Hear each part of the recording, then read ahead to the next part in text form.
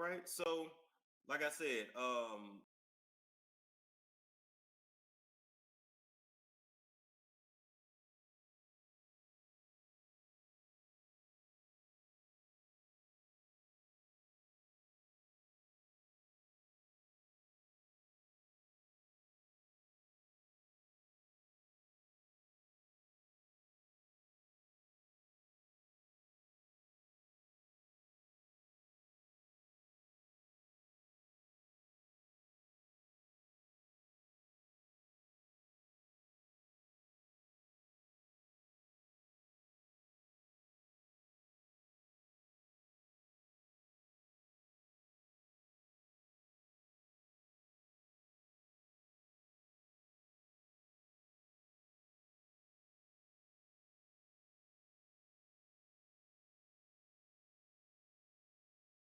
Please don't turn me on. Get money! Oh! Damn!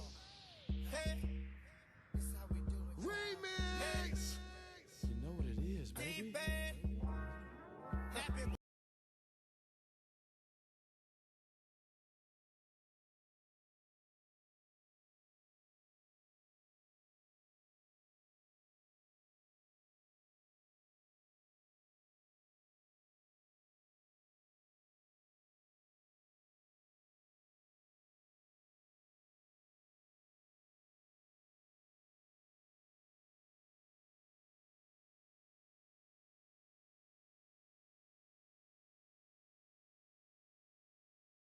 Please don't turn me on. Get money! Oh! Damn! Hey! This how we do it. Remix! You know what it is, baby. Happy boy! Yeah! Turning you on. Polo the gun, Turning you on. Carrie Hilson. Turning you on. March to the 4th album coming out soon. Listen, I knew I'm turning you on. Chocolate skin popping, I'm so hated on. Simply riding out, get my swagger up. Now I'm Mick Jagger / Chainsaw Massacre. Cause I'm on this road like a rolling stone. And the whole crowd say, Time to share it, but wait till I shoot these bitches down, down. Hey. Shoot these bitches down, down. Miss Carrie, baby. Now, I ain't tryna start no mess, it's just something on my chest that I need to get out. Cause you're turning me out. Your vision cloudy if you think that you the best. You can dance, she can sing, but need to move it. Don't do it to him, Sheldon. She need to go have some baby. She need to sit down. She fake. Them other chicks ain't even worth my time to talk about. Been had dollars, boy. Go on, get your money up. No, you ain't the only homie on me lined up. I ain't turning it off. I'm say turning it on. Go ahead and tell.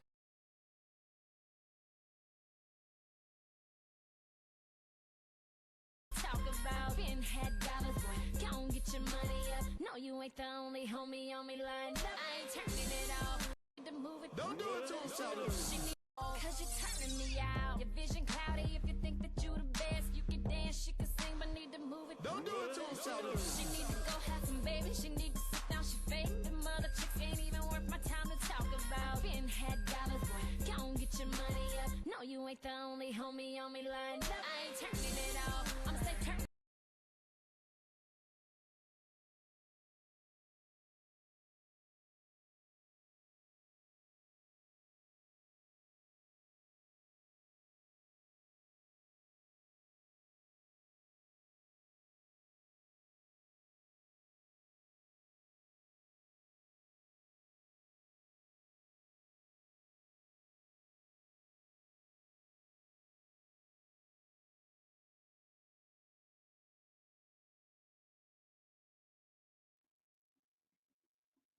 but she was still 27 years old. That's the thing. She was still 27 years old.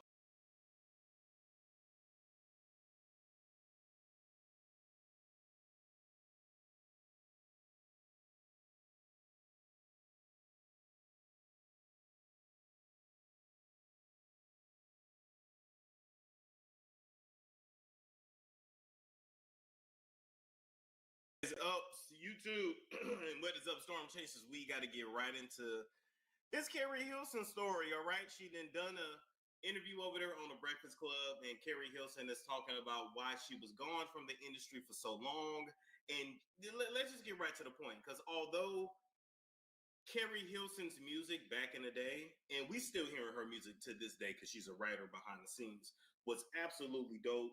I loved it. Like,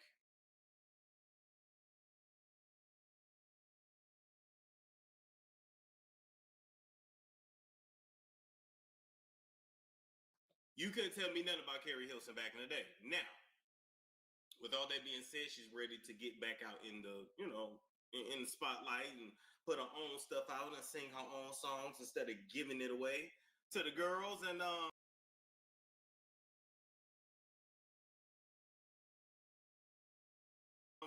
she claims that a producer by the name of Polo Dodon forced her to record that infamous Beyonce diss way back in 2009 that completely derailed her career for the last, 15, 16 years. So, fair use. We fin to play this clip over there at the Breakfast Club.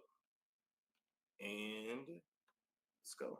Regret of not fighting even stronger. But again, when your career is on the line and they make it that be the way that you perceive the situation, not perceive, but it was pretty clear.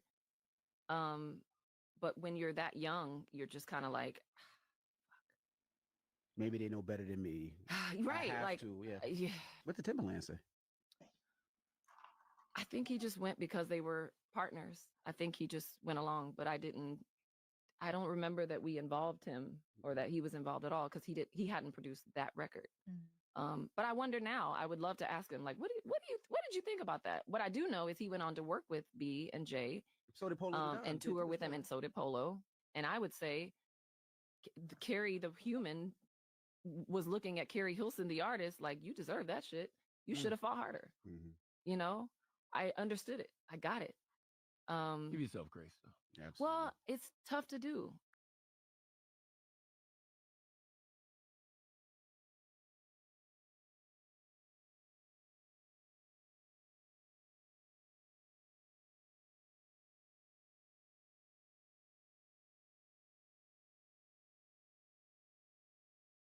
Because I that's something that I held on to.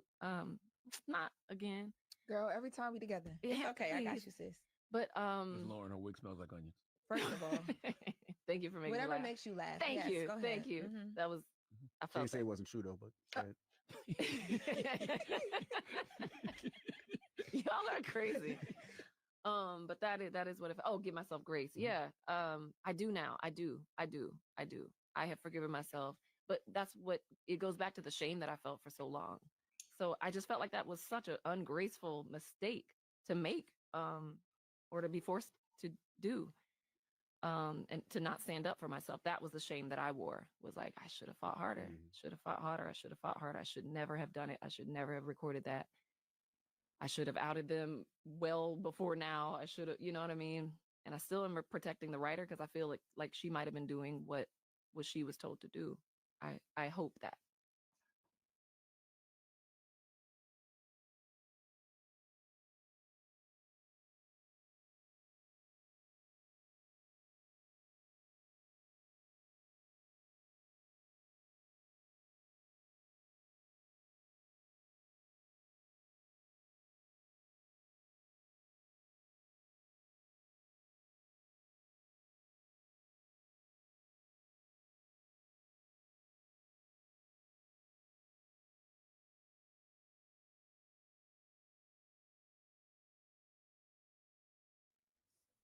It's a regret. But not in the way that people.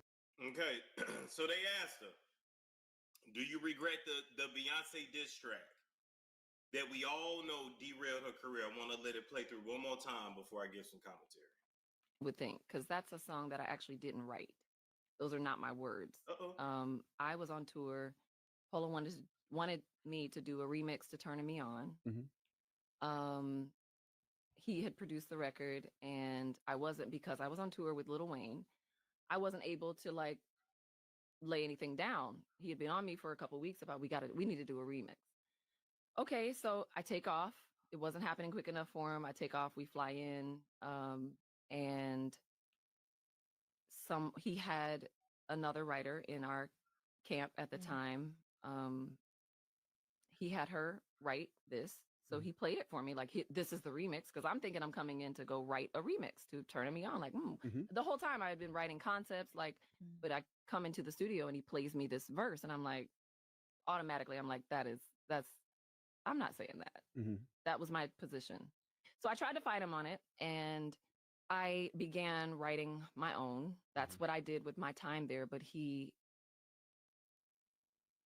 I want to be careful with the word I use. It was quite forceful. You know what I mean? In an executive artist way? Yeah, like, in an executive artist way only.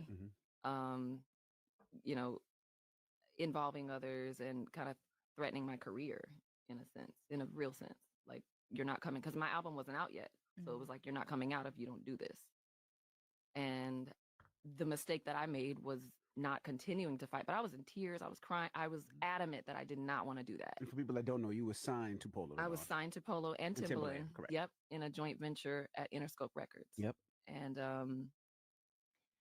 I was young. I was super young. I felt I had no power. I felt I had no choice. But I did record my version, which had nothing like that in it. It was on subject. The song is about men. And it leaked like days after I did it, but he promised me that wouldn't happen. So it leaked. And that was that. And I protected him. I protected the girl that wrote it, who went on to become famous. I protected everyone in the story. So I had to eat that. And I am still eating it to this day. But that is definitely a regret of. Yeah, so she's still eating it to this day. I mean, and that's why we really didn't see her for a while. I've seen other interviews with Keri Hilson where she admitted that situation and the backlash from that diss track and probably some witchcraft that Beyonce was allegedly putting on the girls. You know, allegedly Beyonce puts it on the girls. I'm just saying. Which is why in the industry, they all bow at her feet. Because a lot of it is just fear at the end of the day. But that put aside, what I really wanted to focus on is the fact that a lot of these artists in the industry, kill me, y'all. Got a damn beard here in my mouth. These artists in the industry, they do be forced to do certain things. Or it's, well, if you don't do this, your movie not coming out. If you don't do this, your album ain't coming out. And it's very predatory. This industry, because I'm not in it, but just the entertainment industry, it seems like they only really want a few people to be successful. It's not really an industry for everybody to be mega stars. Like, even if you really, really deserve it. Keri Hilson's attractive, can sing her ass off, can write songs. Performance-wise, she's okay, but the quality of the music is there. So anyway, I say all that to say, this happens all the time with these girls in the music industry where they're forced to do things they don't want to do. And I wanted us to rewatch another clip of Lady Gaga having a similar story, not about doing a diss track, but about being threatened if she didn't comply. And it's always at the beginning of their career. Let's do it. To me, take your clothes off. And I said no.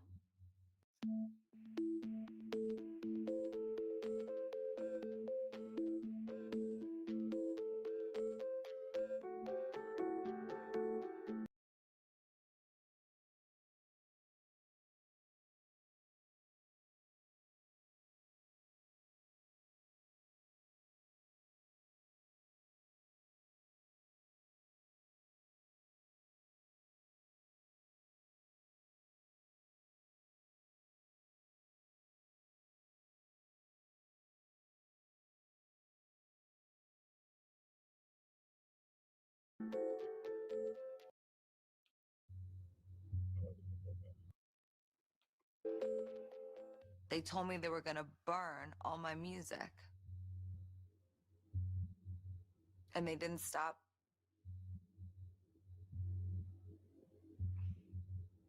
They didn't stop asking me, and then I just froze and I don't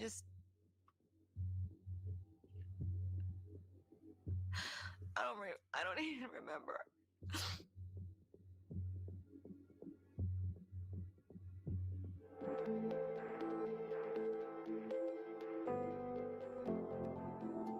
When it hits you really hard,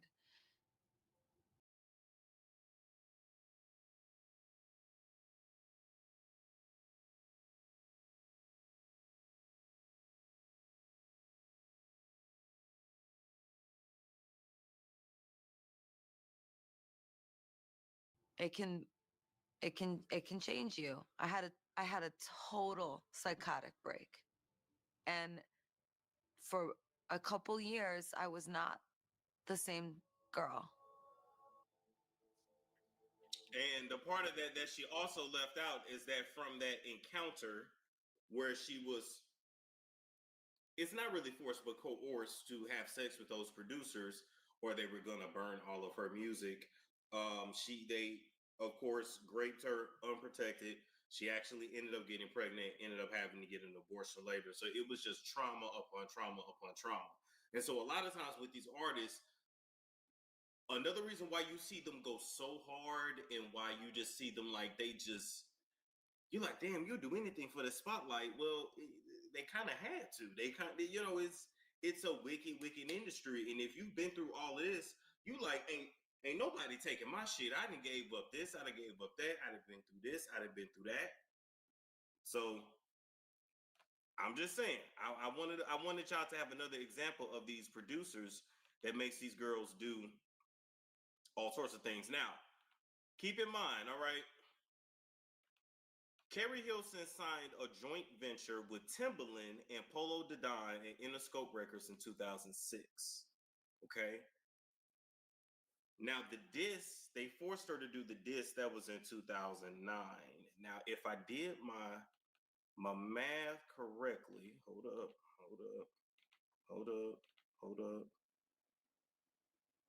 Okay, yes, because the disc came out March 3rd, 2009.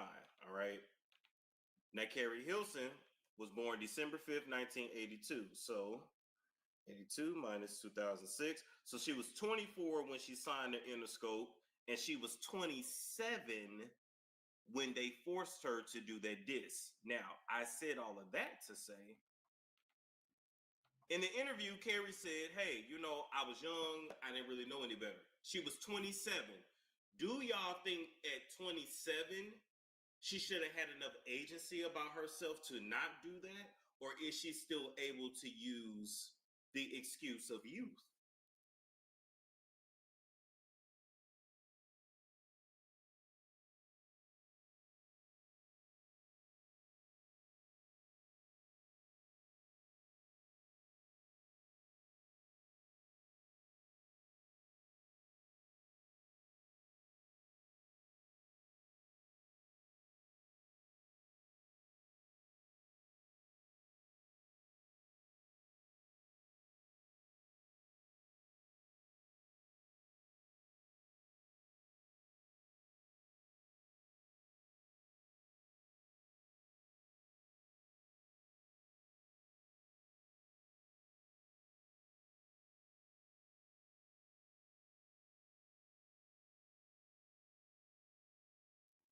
At the age of 27. Y'all let me know. And she's still not telling us all. She's still not telling us everything. YN said yes. Angela said she acting like she was a teen. 27, she knew better. Interesting. She was forced to do it at 27. Girl, you grown. Nakia said absolutely at 27, yes. Okay. I think at any age, Sonny said Keri was old enough not be forced. Evie Spice said, I think at any age coercion can happen. Yes. Peer pressure is a real thing. That shit don't go away when you when you get out of high school. Caramel Doll 85.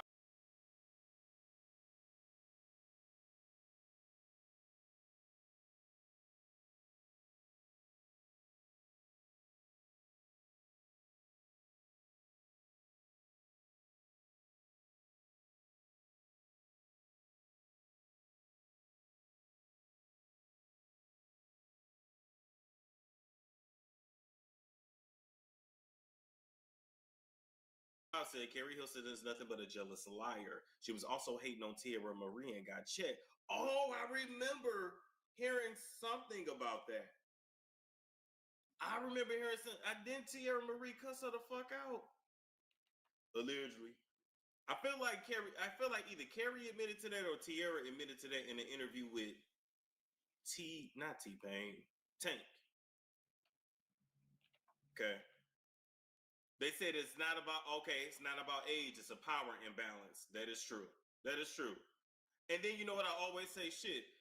Those of us that have worked regular jobs, we've done things that we really didn't want to do because we didn't want to lose our job. So anyway, I also went and looked up what is a joint venture, right? Because she signed to Timbaland and Polo Dedon. So basically, Polo and Timbaland owned her. She was a songwriter. Timbaland was a producer, and Polo was a producer as well. But they basically owned her. Yup. Subliminal said, LMAO, a lot of you talking in here will crumble under that pressure too. Yup, you're right. But see, people are always able to be judgmental on the internet.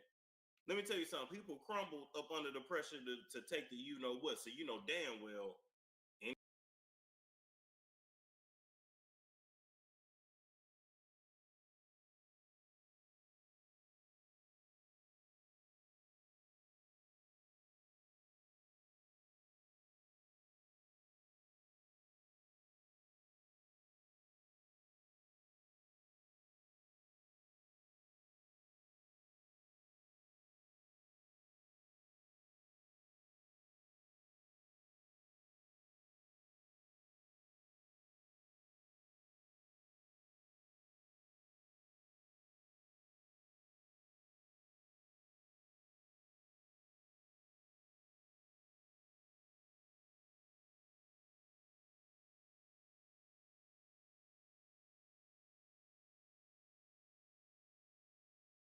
Anyway, all right.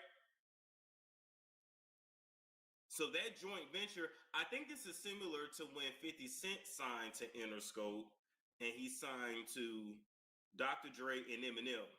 And he said in 50 Cent's deal, he said Dr. Dre and Eminem took 50% of everything he made from his music. So I guess Timbaland and Polo probably took 50% of whatever she made from the music, probably 75. I don't know. Anyway.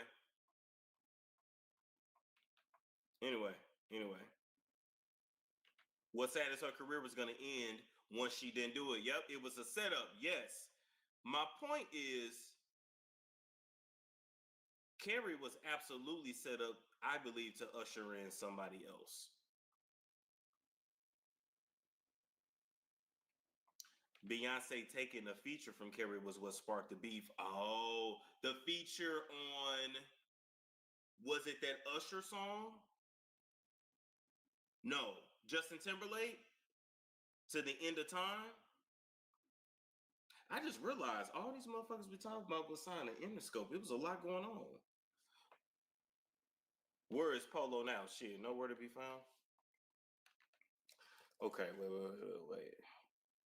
Justin Timberlake, To the End of Time, Beyonce and Carrie Hilson. Cause that's my shit actually.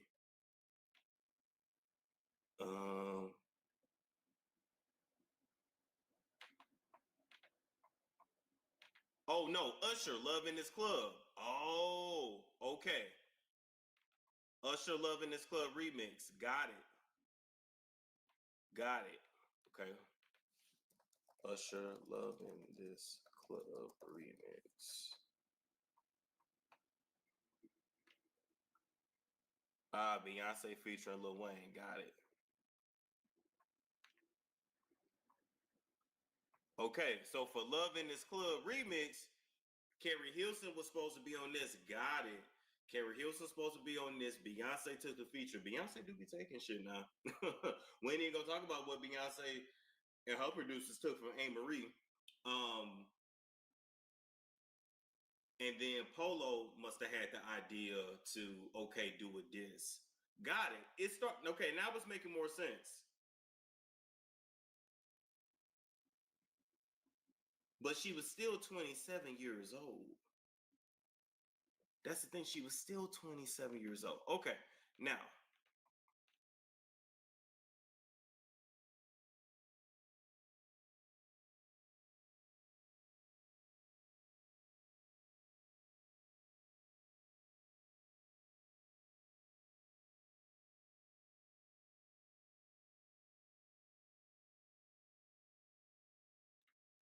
I kept saying, well, damn, who was it? Who was it? All right. So, like I said, the disc leaked in 2009. Okay, she said the girl who wrote the disc, because it wasn't even Carrie that wrote it, so it was planned. What they take from A. Marie, her whole sound. A. Marie's second album, listen to the production and then listen to the production of Beyonce B-Day. Mind you, now Beyonce recorded that album B-Day in only 14 days or something like that, maybe even 5 or 7. And you know part of the reason why she was able to record it that fast? Now Beyonce is gonna say, "Oh, I was just so inspired after I left the Dream Girl set." No, ma'am. You was inspired because you just was copying somebody else's shit, and that is no shade. That's no shade.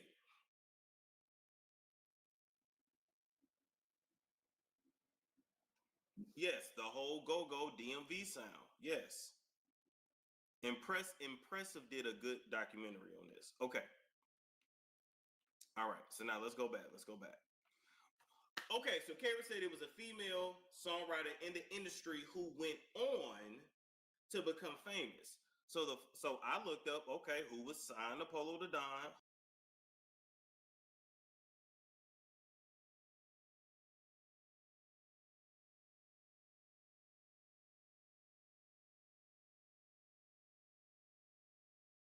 who was signed to Interscope, who was a songwriter, okay? And for me, I believe it's Esther Dean. I believe Esther Dean wrote that disc. It's the only one that makes sense. I don't believe they got nobody that was outside of Interscope.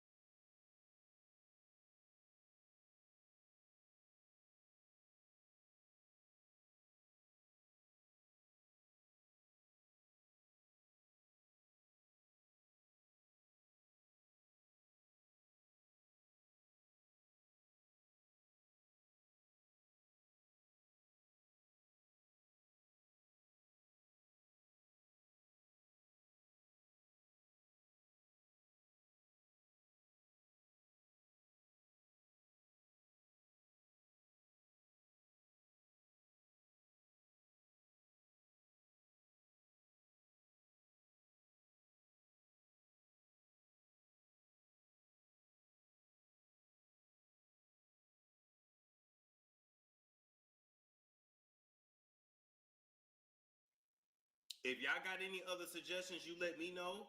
I had thought Esther Dean, then I had thought Money Long, who back then was going by Priscilla Renee, but Priscilla Renee was signed to another record label. It wasn't Interscope.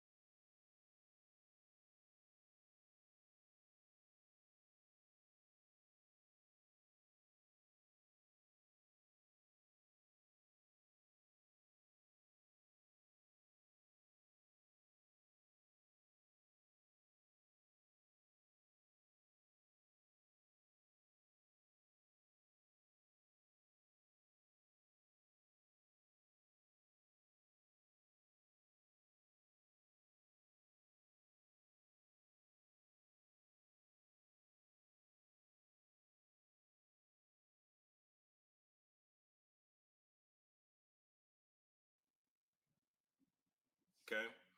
So y'all might be like, who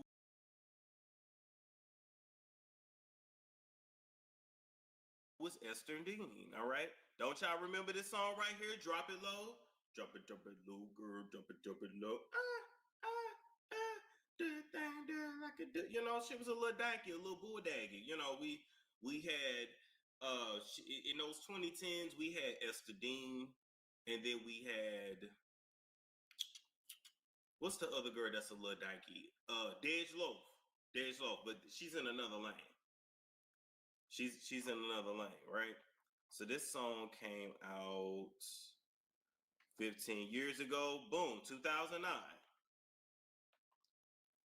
So the video premiered November 24th, 2009. And the disc leaked March 3rd, 2009. So let's say Esther writes the disc, Carrie sings the disc, it's leaked. Carrie went away after that because of the backlash, and then who goes on to do their own thing is Esther Dean. It's the only one that makes sense. Okay, then hold up. So then I said, okay, let's look up a little information on Esther Dean. So Esther Dean, known as singer-songwriter producer, released her single "Drop It Low" with Chris Brown in 2009.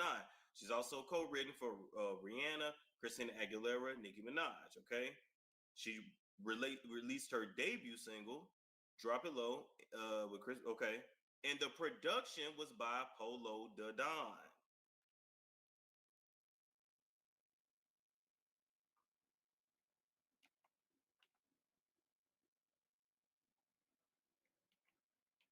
And then she still went on to write for Beyonce.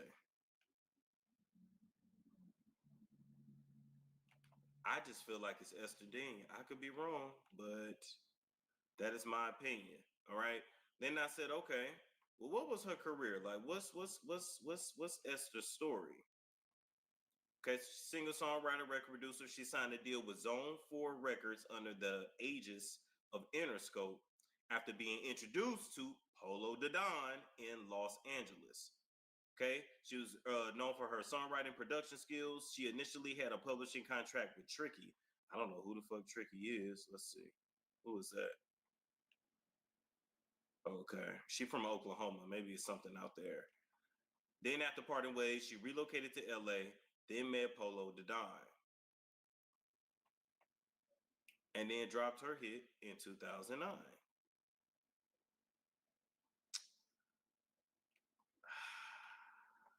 I don't know, y'all. It's Tricky Stewart. Okay, wait. Let's look up who is Tricky Stewart. I've never heard that name. Tricky Stewart, American record producer. He's 51 years old. Oh, Tricky in the Dream. Okay, got it. He kind of looked like the Dream. His name is Christopher Allen Tricky Stewart, American record producer, record executive, songwriter, music publisher. Wow. Oh, he's big. Okay. Wow. And I don't mean literally, but just like in the industry. Oh, and this is him and his wife. Shout out to Tricky and his wife. I don't know if I would want to be around somebody named Tricky, but you get my point. So, y'all let me know what you think. Do you think it's Esther? Do you think it's anybody else? And lastly, what I want to leave y'all with is, do you think Timbaland should have protected her? Do you think Timbaland should have had her back?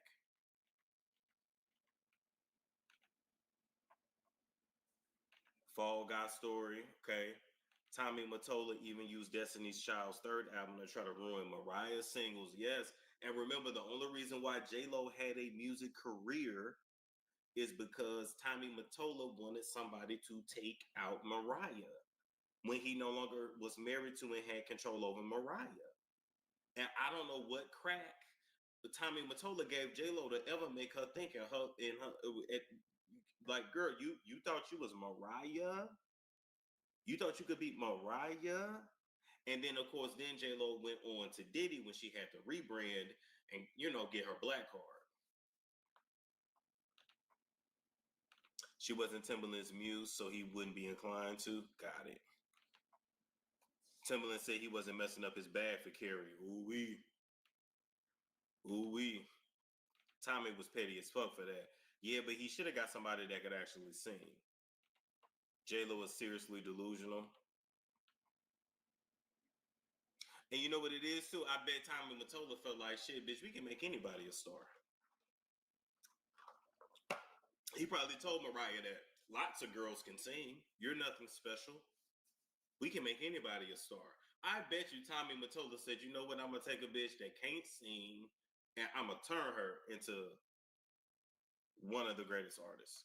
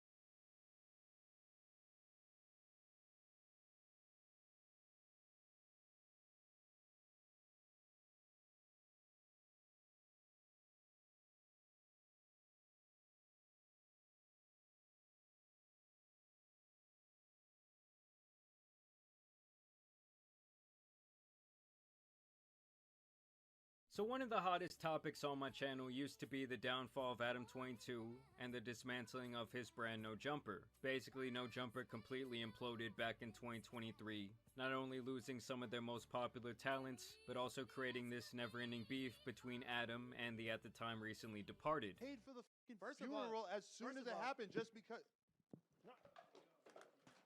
Now after this, Adam would look at his brands in a completely different light. I didn't set down any boundaries in the beginning. It was just like, here's a table, here's these cameras, here's these 4 million subscribers, do whatever the you guys want. And while people enjoyed the content farm that No Jumper had become, he had held the claim that he was actually losing money on these new shows that he had created, and obviously the talent that he had hired. After this, Adam seemed extra anxious to cash out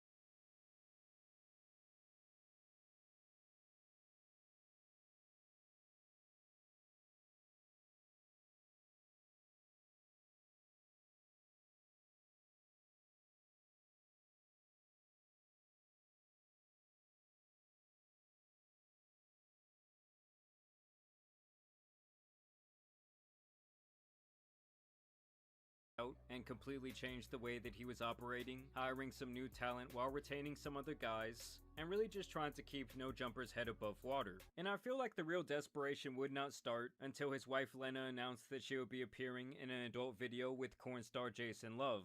Keep in mind, this came right on the heels of her and Adam getting married, and of course we all know how that thing ended. And with Adam completely leaning into this arc of his career, even calling himself the king of all cups, aka the guys with the special little chairs in the corner of the room, I actually predicted that this situation would cause permanent damage to his online reputation. Do you think that you f***ed her better than Adam did? Well, obviously, yes. Which, looking back, is exactly what happened. It's like Adam entered a never-ending inferno of getting roasted online. So of course he would double down on the humiliation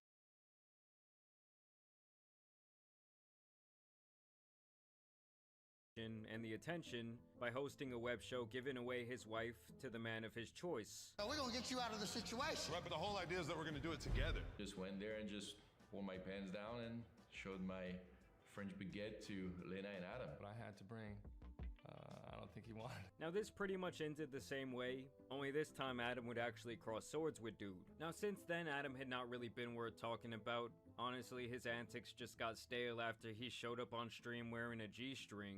I'm gonna put on this thong, and I'm gonna go into the news, and I'm gonna say hi to everybody. And then he was quote-unquote acting like he was shooting a gay scene with none other than Jack Doherty's brother. Something he would later reveal was apparently an April Fool's prank. To troll the world into believing that I am a homosexual. But honestly, at that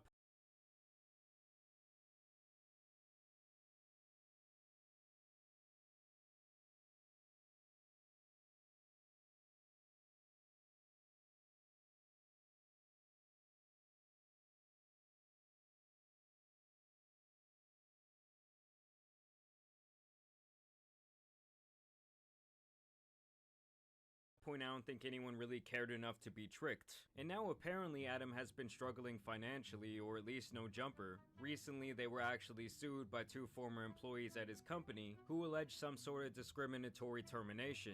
And then Adam even promoted an alleged crypto rug pull called Coin. And keep in mind, this is something that he was dead against in the past, yet he was completely unapologetic when CoffeeZilla questioned what the hell he was doing. I reached out. I said, hey, you shouldn't run a coin. It's lame, and you're gonna scam or get scammed. Then Adam22 says, how else am I gonna afford all this Galaxy gas? And that really made me wonder, like, why would Adam feel the need to scam his own fans for at most a couple $100,000 bucks? And now we might finally have the answer to that, as around a month later, several of his podcast hosts and friends have been detained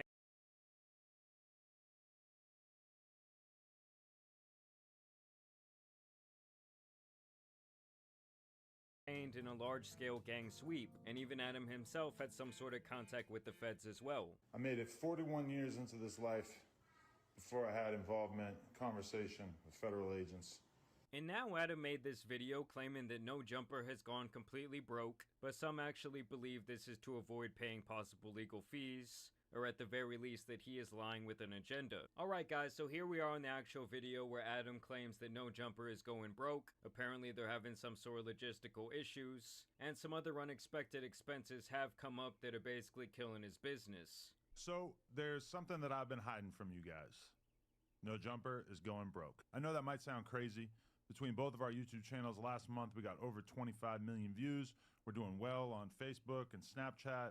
We employ quite a few of the hottest content creators on the West Coast, and we pump out an insane amount of content on a weekly basis. Yeah, 25 million views is really nothing to scoff at, especially when most of them are like really long form views. I mean, I gotta estimate that off AdSense alone, they're clearing at least 6 figures, but you guys have to remember that No Jumper has like a massive operation. I think they had purchased like a $5 million building back in 2022 or 2023. And at the time, I had praised them for doing this. I always think it's cool when people can make like a media conglomerate like that. I thought he was going to be like his own little version of Barstool, but I think Adam witnessed firsthand how quickly you can just start burning through money simply because you own this insane building. And when you just do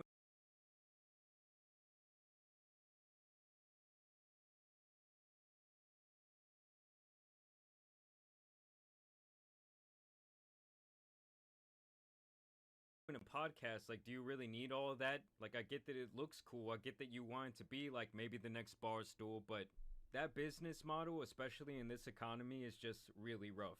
How could we be going broke?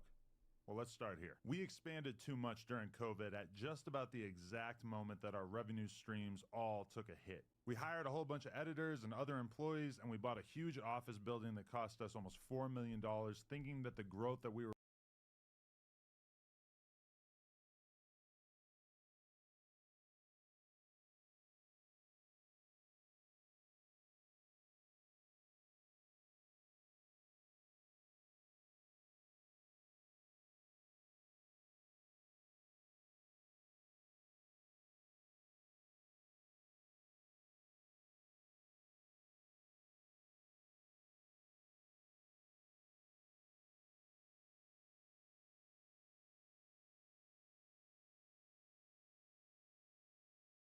experiencing during the pandemic was going to continue. And this is a problem that a lot of businesses made during the pandemic.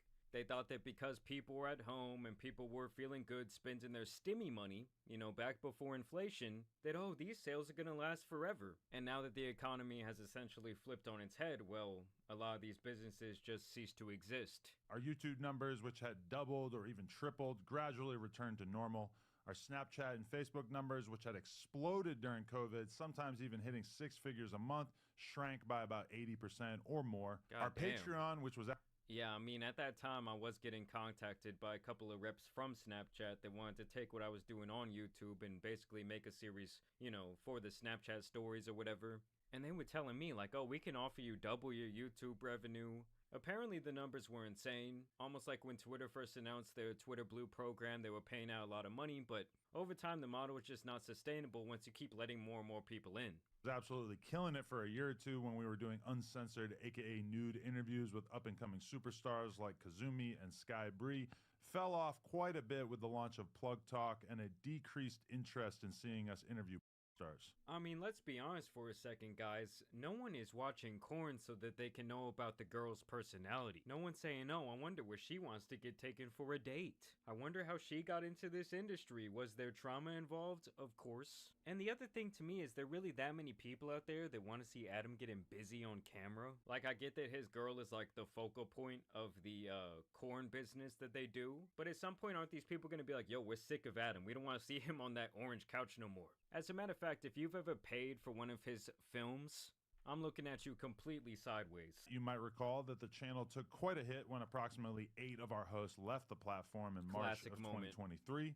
Although we've definitely largely recovered and managed to build up a very healthy roster of talent since then, that certainly took a toll on our business for a while as well. Yeah, I mean, they did recover pretty nicely from all that backlash. But we were still solidly profitable. That is, until the last few months, where we experienced 2 major L's that we never could have seen coming. First, we lost the No Jumper Instagram.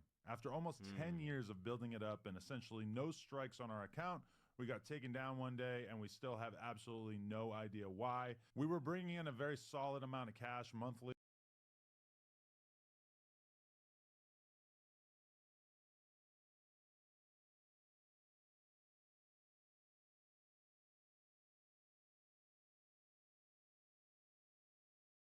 That was keeping us afloat via selling sponsored posts on the account. I do always wonder if those type of Instagram promotions actually lead to real growth for an artist. I honestly feel like you'd be better off trying to do something a little bit unique and trying to get your music trending that way through some sort of like sick little reel, sick little short video. In addition to that, we have been hit with a bullshit lawsuit from a former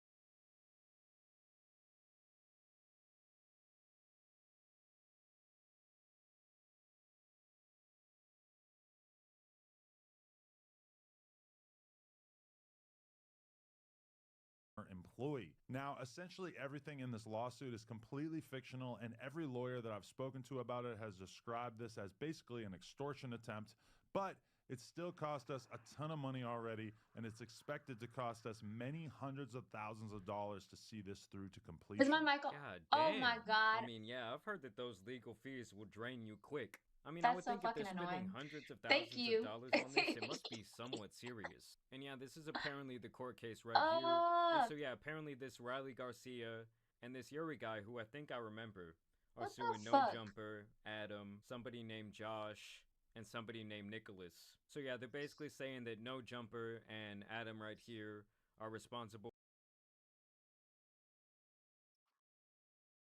Yo, I'm glad you joined. I'm an hour in. I had no idea the mic wasn't working. I wonder if it's been like this the whole time. Damn. Oh, it's crazy because it's been like, hold on. Let me make myself bigger. Like the light's been on, so I just assumed it was working. Always some bullshit. That's funny though. Thank you, Kathleen. Besides that though, my day has been pretty good. Um,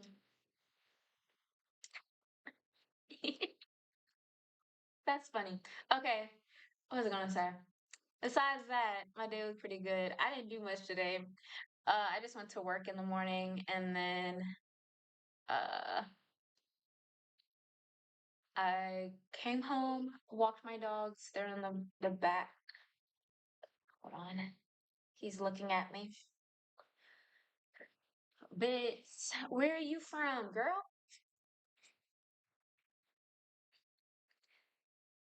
I am so irritated. I might rewatch that video though. That way I can at least get the commentary. That's hilarious though. Dude, I'm gonna have to go back and see when this fucking mic cut out. That's hilarious. Do you play games? Not really, but I was thinking about it because my brother and my sister they're both big into games, so I was like maybe I should start. But I'm not good, but then it might be entertaining, like seeing someone just like getting frustrated playing games. Uh, but yeah, I would have to start on like PC games because I want to buy like a whole console and stuff because I'm not good at it, and I don't even know if I like them for real. But do you have any games you suggest?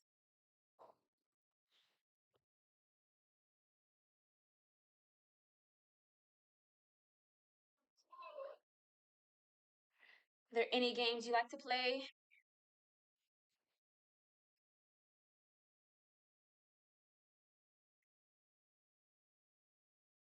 Yeah, I think you should try Mafia series. What is that about? Is that like actually I have no idea. Yeah. Hmm. Like Mafia series. Is it cool or easy? Yeah, is it easy rather?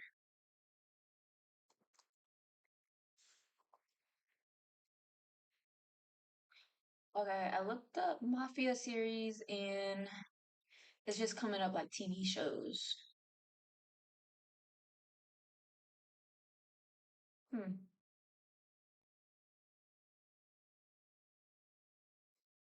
Wait. Yeah. Oh, let me type game. Oh shit, there's a lot of them.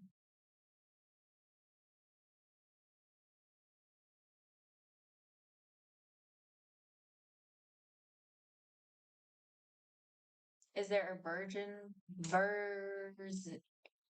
I used to play GTA Mafia and FIFA. Hmm, interesting. I've the max I've ever played are Mortal Kombat and Mario Kart. And then also like Pokemon, like when I was little, because my brother had was it, what's the green one? Nintendo 64, like the little clear green one. You know what I'm talking about? I'm a big fan of the Mafia Detective Edition. Ooh. Okay, and that's a PC game that I can play on my computer. Because maybe that will be the first thing I try.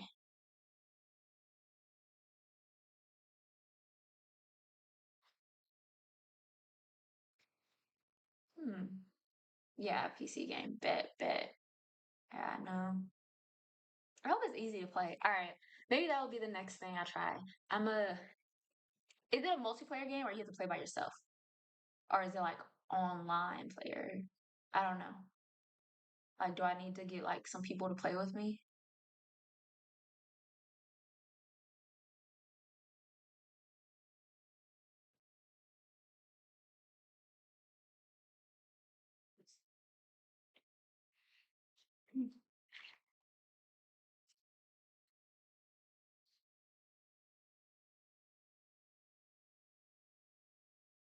Mm,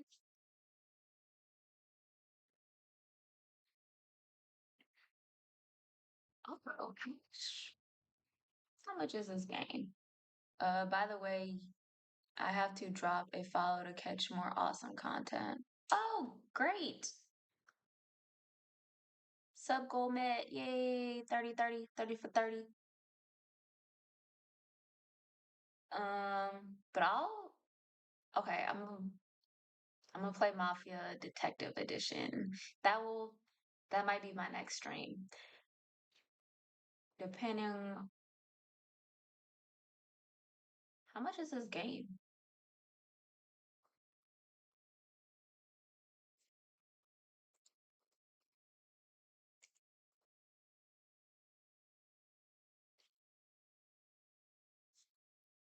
Oh, it's like $40. That's decent. Oh, wait. Okay, yeah. That's not bad. Well, girl, I have an idea for you if you don't mind. Sure, go ahead.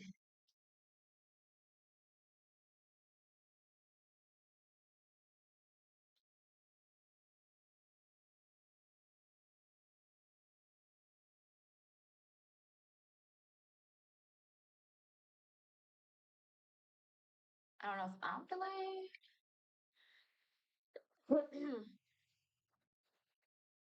Damn. I'm just thinking I'm gonna rewatch that Adam 22 video. 'Cause ain't no motherfucking sound. I think you should put some 3D artwork on your stream. I've had people suggest that before, but I don't really know how to do that stuff. Yeah. I'm not very tech savvy, as you could tell. Didn't even know the goddamn mic was on. Off.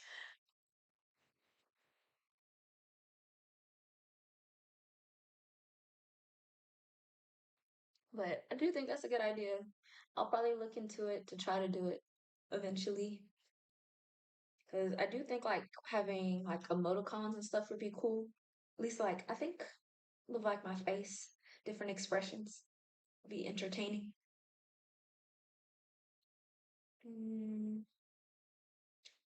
30, 30, 30. I think it's a good thing the first half of my shit was muted because honestly, the first video I was watching was kind of boring. I didn't really like it. I just feel like I should finish it out, but I do work for streamers for their stuff like cool logos, banners, overlays, alerts, panels, emotes, intros, outros. Would you like to check out my portfolio? Sure. You can send me a message on like Instagram or Discord. All my stuff is like linked on my page. Or you can just type in Jasmine Garrett. It's the same name on every single app. But yeah, I'm gonna check it out after I get off stream.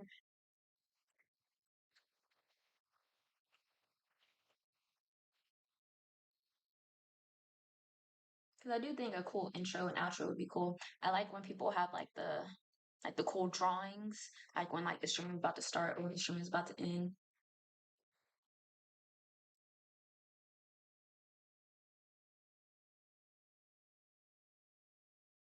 I sent you a friend request on Discord. Okay, bet. Can you please accept it? Yeah, I'm gonna accept it. I can't talk today either. Of course, I'm gonna accept it. I'll probably hit you up after I get off the thing. I'm gonna restart that video though.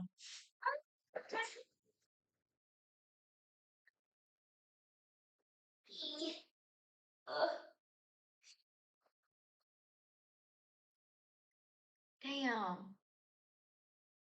I told a good story at the beginning of the stream. I bet you that didn't have no sound either. It's okay. I'll tell it again. Another day.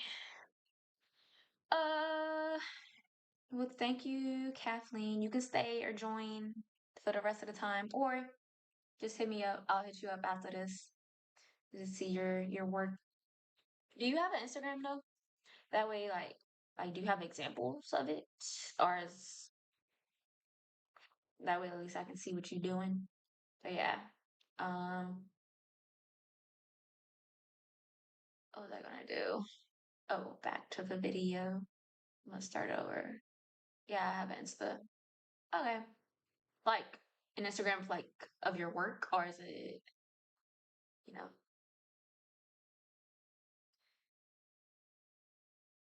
Yeah, but I can easily show you a profile Discord. Okay, bet.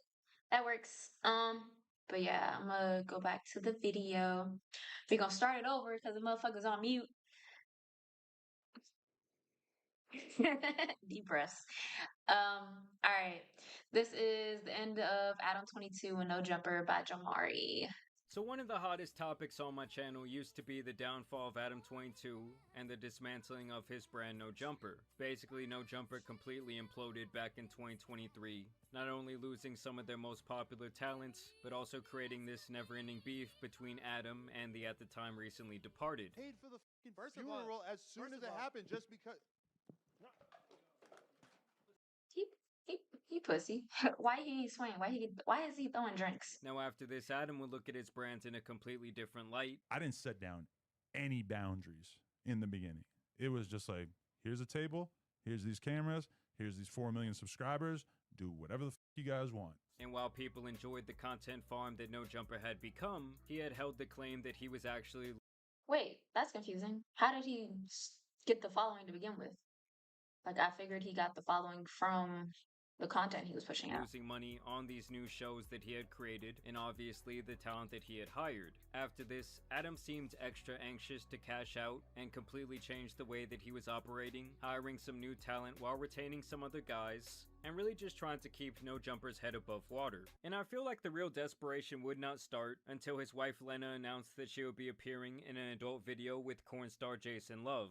Keep in mind, this came right on the heels of her and Adam getting married. And of course, we all know how that thing ended. And with Adam completely leaning into this arc of his career, even calling himself the king of all cups, aka the guys with the special little chairs in the corner of the room, I actually predicted that this situation would cause permanent damage to his online reputation. Do you think that you her better than Adam did? Well, obviously, yes. Which, looking back, is exactly what happened. It's like That's so Adam entered bold. a never-ending inferno of getting Obviously, roasted yes. online. So of course he would double down on the humiliation. Hey Jason, my wife's a big fan. She wants to shoot a movie with you. That's crazy. That's crazy. And the attention by hosting a web show giving away his wife to the man of his choice. We're gonna get you out of the situation. Right, but the whole idea is that we're gonna do it together. Just went there and just pulled my pants down and showed my French baguette to Lena and Adam. But I had to bring. I don't think he wanted. Now this pretty much ended the same way, only this time Adam would actually cross swords with dude. Now since then... What? He hosted a contest to have someone sleep with his wife? That's crazy. I didn't know all this was going on. I thought they just did interviews over there. Adam had not really been worth talking about. Honestly, his antics just got stale after he showed up on stream wearing a G-string. I'm gonna put on this thong, and I'm gonna go into the news, and I'm gonna say hi to everybody. And then he was quote-unquote acting like he was shooting a gay scene with none other than Jack Doherty's brother. Something he would later reveal was apparently an April Fool's prank. To troll the world into believing that I am a homosexual. But honestly, that makes no sense. Usually when people are trolling or like doing social experiments, it's for a reason. Like to get people to think like outside of the box, or to get people to like to show that people have preconceived biases. He just put on a thong. There's no lesson there. He just wanted to wear a thong. Like, yeah, that doesn't make any sense. Or him doing that shoot, posing as being a homo, like pretending to be gay. Like, if you wanted to touch that man, you wanted to touch that man. Don't act like you were trolling. honestly, at that point, I don't think anyone really cared enough to be tricked. And now... Or when you troll, you're making fun of the other people. You're not making fun of yourself. Like, there's other ways to get attention. Like, you don't have to do that if that's not what you're into. Like, I don't get it. Apparently, Adam has been struggling financially, or at least No Jumper. Recently, they were actually sued by 2 former employees at his company who alleged some sort of discriminatory termination. And then Adam even promoted I definitely believe that, especially if they're females, because I don't tune into this show because, like, the clips I have seen, the hosts he has on here are very sexist. Like a lot of times, well, at least the ones I've seen, there's someone on there that's a pimp, and he just be saying the most outrageous shit, and I'm just like, why? Why are you talking like this? Especially this day and age, like it's 2025. What are we doing here? Like, So rug pull called Coin, and keep in mind this is something that he was dead against in the what did he say? What's the difference between promoting crypto scams to your fans and selling your fans NFTs? Both are worthless digital garbage, and almost nobody expects it to appreciate and value. Same shit. Mm. Yeah. I don't know if people really do NFTs anymore. I remember that was a big thing around COVID. And then crypto, I mean, crypto in general is volatile. So, like, if you get into it, you get into it. But, like, I feel like the main one that's actually steady is Bitcoin. So, like, if you want to invest, invest. But I'm not ready to just invest in someone, in a influencer's crypto. past, Like, that's yet that's he was crazy. completely unapologetic when CoffeeZilla questioned what the hell he was doing. I reached out. I said, hey, you shouldn't run a coin. It's lame, and you're gonna scam or get scammed. Then Adam22 says, how else am I gonna afford all this Galaxy gas? And that really made me What is wonder, like, Galaxy why would gas? Adam feel the need to scam Who's his own talking about weed? fans for at most a couple $100,000? And now we might finally have the answer to that, as around a month later, several of his podcast hosts and friends have been detained in a large-scale gang sweep, Oh, and even yeah. Adam himself had some sort of contact I with see the feds pimp as I was well. talking I about. made it 41 years into this life before I had involvement, conversation with federal agents. And now Adam made this video claiming that No Jumper has gone completely broke, but some actually believe this is to avoid paying possible legal fees, or at the very least that he is lying with an agenda. Alright guys, so here we are in the actual video where Adam claims that No Jumper is going broke. Apparently they're having some sort of logistical issues, and some other unexpected expenses have come up that are basically killing his business. So there's something that I've been hiding from you guys. No Jumper is going broke. I know that might sound crazy. Between both of our YouTube channels last month, we got over 25 million views. We're doing well on Facebook and Snapchat. We employ quite a few of the hottest content creators on the West Coast, and we pump out an insane amount of content on a weekly basis. Yeah, 25 million views is really nothing to scoff at, especially when most of That's a them are lot. like really long form views. I mean, I gotta estimate that off AdSense alone, they're clearing at least 6 figures, but you guys have to remember that No Jumper has like a massive operation. I think they had purchased like a $5 million building back in 2022 or 2023. And at the time, I praised them for doing this. I always think it's cool when people can make like a media conglomerate like that. I thought he was going to be like his own little version of Barstool, but I think Adam witnessed firsthand how quickly you can just start burning through money simply because you own this insane building. And when Yeah. Bad investment. I mean, I think it's cool that he was employing a lot of people, like putting people on. Like that's good, making jobs for everyone. But in general, storefronts, like office buildings, not a good investment, bro. Like it's because I work in like corporate sort of, but like it's a common trend that these are terrible investments. Like no one's going into offices anymore. No one is. Oh, okay. Yeah, no one's going into offices. No one's actually going to stores. This is everything's online. Like this is a bad investment, and then it costs a bunch of money. Like the lights, AC, everything. Like it adds up. Mm-mm. And he probably bought the building for a good deal, but bought the building because of a good deal because he probably got it during COVID when everything was shut the fuck down. Like everything was shut down and people were trying to sell off these buildings. you're just doing a 'Cause podcast, like, do they you were really wasting need all money of on that? it. Like, I get that it looks cool. I get that you want it to be like maybe the next Barstool, but that business model, especially in this economy.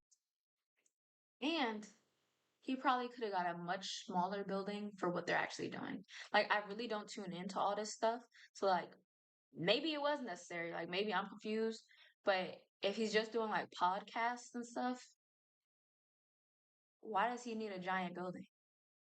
just rent out a suite, like rent out an office space. Like, I don't know. To me, it's just really There's rough. other options. How could we be going broke?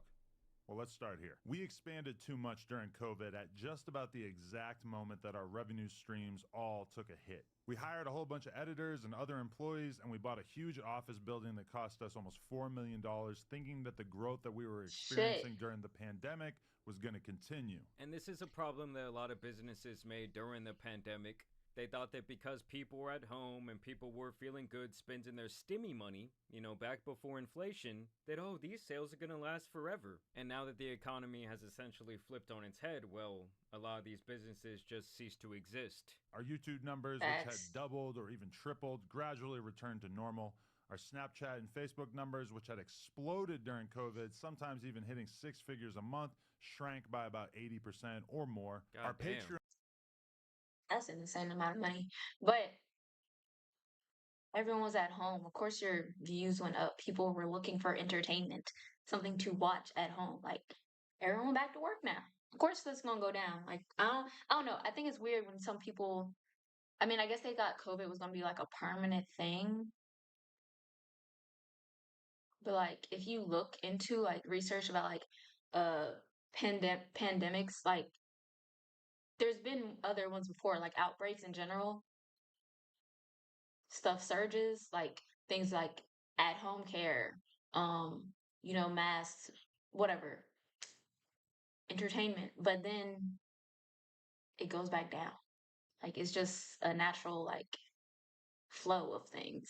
Which was Yeah, I mean, at that time, I was getting contacted by a couple of reps from Snapchat that wanted to take what I was doing on YouTube and basically make a series, you know, for the Snapchat stories or whatever. That's and they cool. were telling me, like, oh, we can offer you double your YouTube revenue. Apparently, the numbers were insane. Almost like when Twitter first announced their Twitter Blue program, they were paying out a lot of money. But over time, the model is just not sustainable once you keep letting more and more people in. Was absolutely killing it for a year or two when we were doing uncensored, aka nude interviews with up-and-coming superstars like Kazumi and Sky Bree. Fell off quite a bit with the launch of Plug Talk Nude and a interviews? decreased interest in seeing us. Where are they posting this?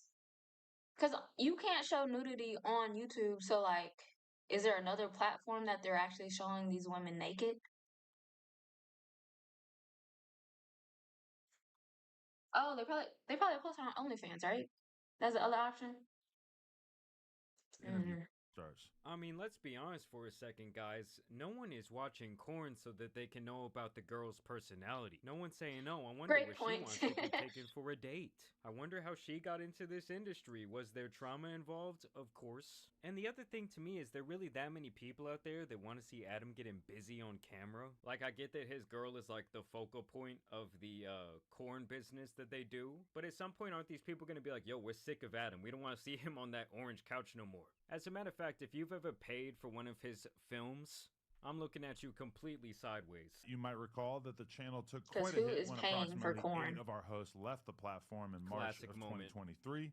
Although we've definitely largely recovered and managed to build up a very healthy roster of talent since then, that certainly took a toll on our business for a while as well. Yeah, I mean, they did recover pretty nicely from all that backlash. But we were still solidly profitable. That is, until the last few months, where we experienced 2 major L's that we never could have seen coming. First, we lost the No Jumper Instagram. After almost 10 years of building it up and essentially no strikes on our account, we got taken down one day and we still have absolutely no idea why. They have no idea why. Instagram doesn't send you like an email telling you, like, was he hacked? Is that what it means? Like, he was hacked and they just deleted the profile? Or did Instagram take it down? Because that just doesn't add up to me. Or was it stuff he was posting? Because he just said he was doing naked interviews with people. Was he posting that on there? Because that would explain why he got taken down. We're bringing in a very solid amount of cash monthly that was keeping us afloat via selling sponsored posts on the account. You know, I do always wonder if those type of Instagram promotions actually lead to real growth for an artist. I honestly feel like you'd be better off trying to do something a little bit unique. and trying to get your music trending that way through some sort of like sick little reel, sick little short video. In addition to that, we have been hit with a bullshit lawsuit from a former employee. Now, essentially everything in this lawsuit is completely fictional, and every lawyer that I've spoken to about it has described this as basically an extortion attempt, but it's still cost us a ton of money already, and it's expected to cost us many hundreds of thousands of dollars to see this through to completion. God damn. I mean, yeah, I've heard that those legal fees will drain you quick. I mean, I would think if they're spending hundreds of thousands of dollars on this, it must be somewhat serious. And yeah, this is apparently the court case right here. And so yeah, apparently this Riley Garcia and this Yuri guy, who I think I remember, are suing No Jumper, Adam, somebody named Josh, and somebody named Nicholas. So yeah, they're basically saying that No Jumper and Adam right here are responsible for some sort of acts of discrimination, harassment, and retaliation. I mean, honestly, for all the shoddy things that were going on in No Jumper, like even before all these individuals were employed, I feel like this shit could turn to a damn class action lawsuit. Like on some Surviving No Jumper shit, allegedly. Either way, I think this is the guy Yuri. They probably don't want to show his face for legal reasons, but it's insane to me that a person that we did so much for can just invent some grievances out of thin air and cost us this much money as a result. But somehow that's our reality, and we have to fight this rather than just give in to this piece of shit. I mean, yeah, because if you give in to one person, it kind of sets the precedent like, oh, everyone come sue me now. I'm just going to be handing out settlements. So as a result of all these circumstances, we are making some changes. That's for anyone. Over the last few months, we laid off multiple employees in an attempt to reduce our expenses as much as possible. We closed down our store on Melrose. Damn. And we're in the early stages of selling our current warehouse and moving into a small... Wait a second, they actually had a storefront too? See, that's what I'm saying. He had two big ass buildings that don't make no fucking sense. Like, why would you have a storefront? Why not just make an online website? Because I don't know, I just feel like if you think about what you personally do, when was the last time y'all been to the mall? Why y'all think malls are closing down? Like, what would make you buy a storefront? Like, smaller space. Damn. To be honest, aside from the layoffs, which sucked, I'm pretty happy about a lot of these changes. I've realized that I should have paid more attention to DJ Vlad and kept my overhead as low as possible, particularly in terms of staff and location. Well, yeah, I'm sure that massive building that I guess he bought turned into an insane fucking headache. And I would say the only saving grace here is that really only No Jumper could go bankrupt. Like, it's hard for me to see them coming after his personal assets if he has everything set up correctly. Confident that once we get the building sold, we'll be in a pretty solid financial position again as a business. I've got another business in the form of Who's buying the building? And I've got a pretty decent investment portfolio on a personal level. It was a big decision to share this stuff with you guys, but at a certain point I realized that I've been honest with the world about just about everything in my life over the years, and it felt wrong to keep all this stuff that we've been dealing with in secret. Adam, come on, bro. Be honest about the rug pull, then. I know what you're thinking. What can you do to help? Well, I wasn't thinking I do that. have some ideas, which I'll sort into 3 categories here. Free, it wasn't on my cheap, mind either. And generous. Oh, here we go. Adam's about to ask the audience for some money to pay those legal fees. We are really trying to get serious about embracing our members here on YouTube. Yeah, how do you guys feel about memberships on YouTube? Have you joined anyone's channel? I'm always getting emails encouraging me to do that type of thing, but I don't know, it's just hard for me to see someone in my audience spending like the same price as Netflix or something like that, just so they can watch an extra piece or like an uncensored version of my content. $5 a month, we've got a ton of awesome benefits, including being able to watch all of our interviews free of censorship and bleeped words before they're released to the public. Members only chat for all of our live stream content. I mean, yeah, I guess if you're like a huge time fan and you really want to be in like the members only chat, that's the only reason I can see doing something like this. And I'll also say, like, if you're getting endless entertainment value from somebody and it's pretty much all free, yes, I can see you throwing them like $5 a month. And for those of you who have more money to spend, we're introducing a mega premium $100 tier to our memberships that will get your name added to the $100 a month? $1,200 a That's year? crazy. That's like 1 month of rent for a lot of people. But hey, you get those producer credits. and it will also get you consistent advice and opinions on your Oh music my submissions God. with one free submission per month and discounted additional songs.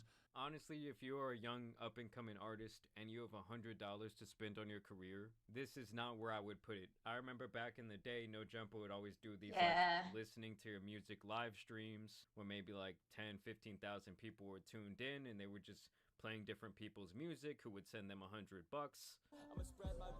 I like it. Honestly, a better route to go if you are an up and coming artist. A lot of streamers, they ask for beats and they'll rap to them. But if you send them a beat that's actually just you rapping, it's not like they preview that shit beforehand. Like you just gotta start rapping off the bat. Like don't wait until like mid song then you start rapping. No, you gotta play it. You gotta go in as soon as it start, and then they gonna hear it and they're like, wait a second, and they gonna rock out. Like if it's good. Now if it's not, they gonna talk shit. But if you got confidence in your music, that's what you should do. I want to. It's not bad. I want to hang out with him and be depressed. And I really want to know if one single person or one single song actually blew up from doing that. Because when you're a broke artist, $100 isn't just like chump change. I just think you're still much That's a good better amount of off money. trying to do like a Facebook or Instagram, maybe even a TikTok campaign. And you can at Talk least be a ticks, lot yeah. more precise with what type of demographic you're going for. There's my update. I've been kind of thinking about telling you guys about all this stuff for a while. I'm not begging for sympathy or anything like that. I'm just being realistic about owning a media business. And honestly, guys, for once, I don't really see this as something to really clown at him about. This is something that a lot of businesses all over the country are experiencing right now. And I do think it's really easy to expand when you feel like you have a really good thing going. You feel like the community loves it. Like, there was this barbecue trailer nearby, and they were like a hit classic in South Austin. They go and try and move into a huge brick and mortar, and it just completely fucks everything up. The service was bad. They were always running out of food, stealing tips from the wait staff. It just ended up being Stealing this huge tips? shit show. And within like 4 months, this previously really popular food trailer that was making a ton of money went completely bankrupt. Even back a couple of years ago, I thought Shit. about making like essentially a smaller version of what his office was, where people could come in if they want and rent the space out and do podcasts, but I thought mainly I would use the space as an office. But then as I started renting out spaces and talking to the people that, you know, own these type of media places, I realized that it was essentially a money pit. Like, I remember I paid like $400 to shoot at this place for 2 hours, a podcast with my buddy Danny. And I remember in the main office, this guy had a little TV that had his like whole booking schedule up. And that shit was free as a fucking bird. No one was booking that spot, and it was actually pretty nice. And yeah, I just think in this type of economy, it's really hard Damn. to run this type of business model. Honestly, it's been a really long time since I've watched any No Jumper content. But hey, someone's still watching, apparently. I feel like that type of model, you have to live in somewhere like Atlanta or LA. Like those two places, I could see people renting out like spaces to use it. But anywhere else, I don't think it's gonna work. 25 You know, million it's not views enough a people. month, so I think that they're going to be all right. Y'all let me know down below if you think this is really about something else, if you think that Adam is trying to hide this money away. But as always, I want to thank you guys for watching today's video, dropping a like and subscribing. But as you guys know, it's been your boy, the Tan Superman, and some other stories of people going broke out here need to be covered. So I'm out. Peace. Good video. Another potential thing he could be doing, just saying he's broke, so that way if they sue him and win, if they're suing him and not like the company, he could just say he's like broke, and then they don't get any money. Like he could file for bankruptcy.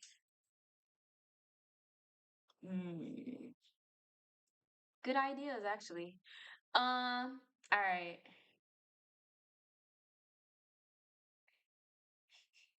Okay, I think I want to watch this Terrence Howard video. I just feel like it's gonna be funny. Wait. Did I watch this? A huge mistake just got Sean Kingston and his mom 10 years in prison. What time is it? We're gonna watch both. Okay. All right, we're gonna watch this one first. I just think The this is gonna be last funny. All right. Now, last time I said this man's name all fucked up, and after I did it, I realized like it's just very simple. It's poetic. It's instead of a C as a K. But yeah.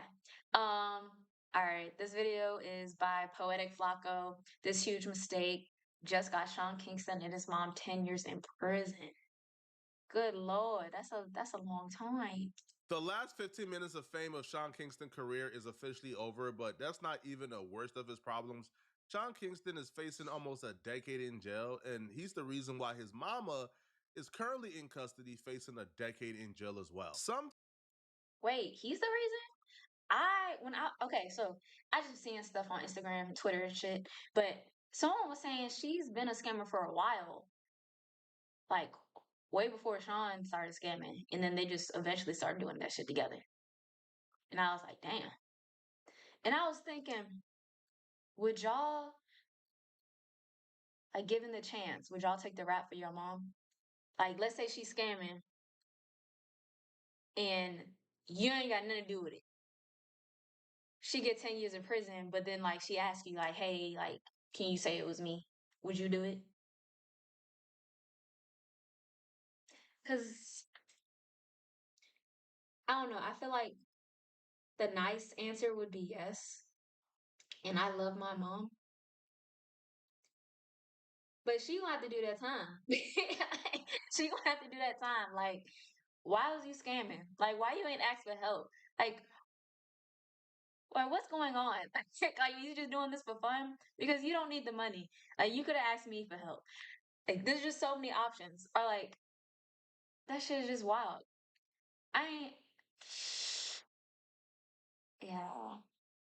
I think, would I do it for my siblings? Because I'm thinking like my mom's older, like she should know better. But like my sister, she like 5 years younger, so like would she know better? Yeah, Ma, you have to do the time too. Because I'm like, I just don't understand. What was you doing? That got you 10 years in prison. Like, how long were you scamming? And why you ain't share the money with me? That's number one. Number one, why you ain't give me nothing to hold? Yeah. Sometime last year, Sean Kingston and his mama was a subject of a federal raid. They raided his home and they arrested both his mom. I'm sorry. I just remember there was like a video or a picture of Sean Kingston outside. Like he and like that shit is so funny. Outside of his house is like it's just funny. Why he had no clothes on? I guess he was at home, but like still, that man thighs thick. Oh, okay. And Sean Kingston. Well, Christy and Janice, we have just learned that this is the home of singer and producer Sean Kingston. We are standing right off of Griffin Road and 178th Avenue. Off in the distance there, we were watching as these deputies were initially standing outside of the home, but in the last 15 minutes or so, I can tell you that they have now moved inside. Sean Kingston is a thief, but he's the worst type of thief. He's the thief who wants to impose the burden of his financial troubles on everybody else. You see, Sean Kingston at some point was really rich. Now he's really broke. But instead of acknowledging he's really broke, he still wants to live like he's really rich. So he would impose the burdens of his financial instability on others by getting into financial agreements with other people, knowing he can't, fulfill those obligations with the intentions to defraud and steal from them. In a complaint we obtained from the Broward Clerk of Courts, we learned that a company by the name of Ver Entertainment alleges that Kingston partially paid for a 232-inch television and entertainment system, but following the installation, never paid for that product in full, allegedly. The complaint also goes on to allege Kingston used his name and celebrity status to scam people out of products and services, never paying for them. Well, I just spoke with the attorney Dennis Card, who represents Ver Entertainment. Here's what he told me. That's fucked up. He has basically a sales pitch that he goes through to defraud people. He induces them into giving them really expensive things. We know that our property is inside this house right here. So as soon as the raid takes place, we're going to have a crew of people in there to deassemble it and take it back to its rightful owner. But at this time, the complaint alleges he could be facing charges that include fraud.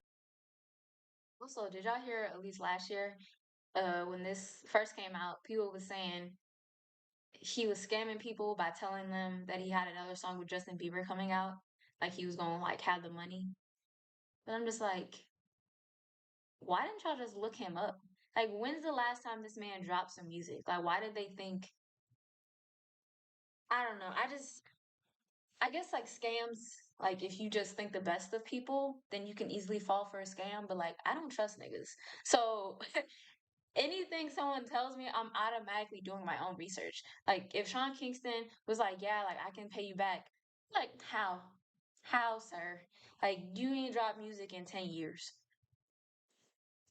And breach of contract. This isn't the first time or second time or third time that we've heard Sean Kingston get accused of this exact same scheme, nor is it the first time that Sean Kingston will be in front of a judge facing fraud charges. All right, but we will get to that a little later in this video. But this time around, Sean Kingston wasn't home. His mama was actually the only one arrested after the raid. To think that that man is somewhere right now snorting blueberry muffins and Twinkies while his mama is in handcuffs being put in the back of a patrol car on national television is crazy. Officials confirmed that Sean Kingston's mama was taken into custody on what they would describe as fraud and theft charges. Not your mama, cuh. Now, Sean Kingston took to his Instagram to respond back to running off on the plug for the 150th time. Running off on the plug twice. Sean Murdoff stated, "People love negative energy. I am good and so is my mother. My lawyers are handling everything as we speak." If I'm Sean Kingston's mom, bro, I'm looking around like Mr. Krabs, bro, because we've heard this before. And Sean Kingston flexes things he can't afford. You got one Cuban, thing, got another Cuban.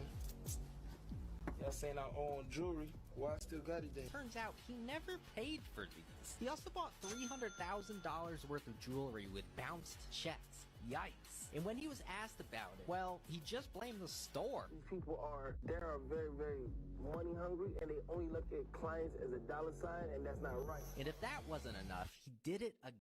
Duh. They're money hungry. They're trying to sell you something. Duh. Wow. What else would they want from you? This time he bought a $46,000 Rolex, but only paid for half of it. It seems like some people just never learn. And of course, the completely innocent Sean Kingston was arrested on a $45,000 bail and pled out to the charge. Sean Kingston had ample time to change his life. Before the feds came, but he was just getting caught up in these little petty thefts, he had time to change his life. He had time to not get his mama involved. But he didn't learn his lesson. Every time he got caught for doing something scandalous, he would just move on to find another victim. He would just deny it on social media, move on and find another victim, and so on and so on and so on. Eventually, he done scammed enough people, he couldn't go to nobody else. And the feds had to step in and stop him from defrauding people. Now, here's a flashback, before we get into the trial, here's a flashback of all the times that Sean Kingston has defrauded people that we publicly know of. Like, the last time Sean Kingston almost got his mama in some real serious trouble. Sean Kingston actually pulled a firearm on this lady because they wouldn't let him scam them. Sean Kingston approached a local jeweler whose name is Sean coincidentally to purchase over $100,000 worth of jewelry. Now, the local jeweler's homie knew Sean Kingston was a scammer, so he tried to warn his homie, but his homie really wanted this $100,000 deal to work, so he said F it and was still gonna go through with the deal with Sean Kingston. Buy jewelry. No, my customer called me up and say, Igal, I want to sell some jewelry to Sean Kingston. I say, yo, be careful, this guy's a crook. He owes me money. I'm suing him. Sean Kingston was supposed to give $75,000 cash and a trade-in watch. When they pulled up, right on cue, it was some mess and BS. Sean Kingston didn't have $75,000 cash. Even though Sean Kingston told the jeweler to pick up the money on this day and time, he didn't have the money. So he said, okay, how about this, right? Take $24,000 cash, and then take this other watch as collateral, and then tomorrow I will give you $50,000 in the trade-in watch that we agreed on. So they said, okay, cool. It's weird you told us to come and pick up the money, but you didn't have the money. But okay, cool. What could go wrong? They must not know who Sean Kingston is, right? So the following day, the associate pulls up. Sean Kingston isn't home. So he gets his mama to go to the bank and withdraw the $50,000, right? The associate dropped the mama off to the bank, got the $50,000. They get back to Sean Kingston's home. Sean Kingston's mom hands her the $50,000 and said, here, give me the jewelry. The associate said, no. it was $50K plus the trade-in watch, which is very expensive, and we need that trade-in watch that Sean Kingston agreed to include within the deal. So the mom calls Sean Kingston to come to the house. He gets to the house, and despite already agreeing to the deal, he quickly tries to switch up the terms and starts to renegotiate and holds the associate hostage for 3 hours, trying to get her to take the $75,000 and not the trade-in watch, even though the jewelry is worth over $150,000. And the only reason they're accepting $75,000 cash from him is because he also agreed to give the trade-in watch. So eventually they couldn't agree. So Sean Kingston says, okay, here, bring back my money and I'll give you back the jewelry. I don't want it no more. So the lady says, okay, but could we both go together to get the jewelry? Because I don't trust that I'll be able to get this jewelry back from you as soon as I leave this crib. You could go anywhere with this jewelry.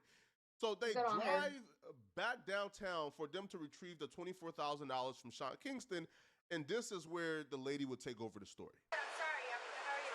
Good, good. Nice to meet you. So what happened? I work at a jewelry store. I met Sean Kingston. We were going back and forth about some prices. He said, I don't want to do it no more. He had all my jewelry. He said, I don't want to do it no more. Just take me to get the money. We had picked up a certain amount yesterday. We picked up $24,000 from his mother yesterday. And I said, okay, well, I had them leaving with the guys because I don't want to hold $24,000. So I said, okay, well, we'll go pick it up. We all drove down here. And then I was like, give me the jewelry back. He's going to go get your money. I'm not letting you out the car. You're not getting your jewelry until I count my money. He counted his money. His friend counted it wrong. I had some of the jewelry on my lap in a box. And then his friend counted it wrong, and he was like, this is not enough. So he reached back and he grabbed the box, but he didn't tell me what he was doing, so we're fighting over the box. So we started tussling, and then he just reached in his pants because he had his gun in his pants. He reached his pants, he put the gun back, and then just turned around and was like, you won't give me my shit, I don't got no money. You need to fall the fuck back because all the money is there. You need to slow down and count instead of getting all hype and rowdy, arguing back and forth. And then I guess he got nervous because I didn't get nervous about the gun. So then he was like, all right. I was like, let me count since your friend can't count. So he was like, count.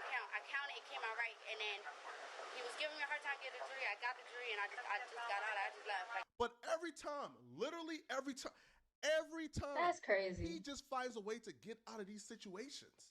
He's still not in jail for Not this this yet. time. But Sean Kingston's scamming just don't stop at jewelry. Do y'all remember the time that Sean Kingston disturbed our timeline to let us know that he bought a jet? Just bought a jet. I just bought a jet. I just bought a jet. I just bought it. Hey, God is amazing. When they tell you they can't, you can't. They hating on you. They want you to stop. They try to just make you get in depression and feel less about yourself. Tell them niggas you. I'm so crazy because he'd probably be good if he just wasn't living above his means. Stop buying all this flashy shit. Sell this big ass house. If he just bought a regular 5-bedroom house, him and his mama, he don't even gotta work no more. I don't know. I guess people just aren't content with their lives. He just has to be flashy, but you can be happy without living this luxurious life. I'm sure he can make money just doing. He could get a regular job,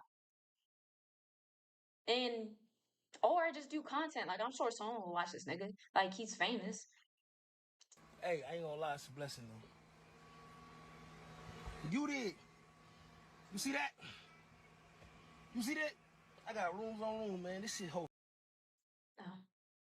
14 people. Ain't gonna be 14 in here though. We ain't gonna pack it out like that now. But And why you buy such a big jet? Brandon, what's poppin', my boy?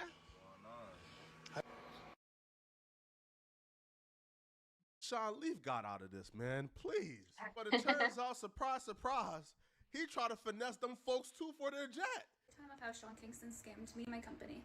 So I am a private jet broker for Nava Jets, and I also run their social media. So one day we got a message from He Sean scammed the Kingston. jet people. He was interested in one of our planes for sale and came to Palm Beach with his family to see the plane. Hold on.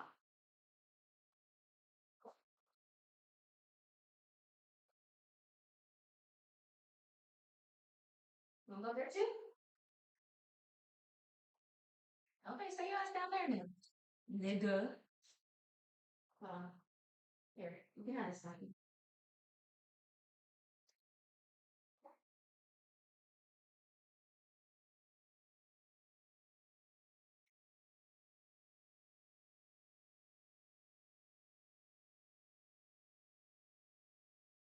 said he was going on tour and wanted this plane ready soon, and there was no Wi-Fi, so we flew the plane from Palm Beach to Fort Lauderdale for our mechanics to install the Wi-Fi for him, for it to be ready for his tour. And this was out of our expense. We have to pay the pilots and for the fuel and everything. He came again to Fort Lauderdale, brought his family and friends. We popped the champagnes, we shook hands, agreed on a price, and they signed the contract. The contract stated that the payment is due in full within the 3 days of signing. And Sean was posting that this is his jet, that he bought it with not even $1 down. He's telling us that we can be in him and Justin Bieber's new music video, just leading us on, saying that he would promote Nava Jets. Are y'all starting to see the trend here? He uses his I'm just let the lawyer in the beginning of the video describe exactly how Sean Kingston lures and finesse victims. He has basically a sales pitch that he goes through to defraud people. He induces them into giving him really expensive things. We know that our property is inside this house right here.